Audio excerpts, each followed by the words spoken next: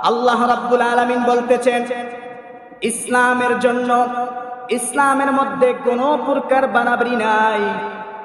সুতরাং সত্য যেহেতু গোমরাহ থেকে স্পষ্ট হয়ে গেছে, এরপরে যে ব্যক্তি তাগুতকে অস্বীকার করে এক আল্লাহর প্রতি ঈমান আনবে, সুতরাং যে এক আল্লাহর প্রতি ঈমান আনবে সে যেন কেমন শক্ত একটা হাতল ধরে রাখলো।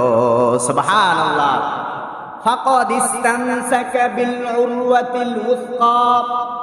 আল্লাহ বলতেছেন, যে ব্যক্তি সত্য জানার পরে তাগুতের অনুসরণ ছেড়ে এক আল্লাহর প্রতি বিশ্বাস করবে, সে যেন কেমন একটা শক্ত রশি ধরে রাখলো।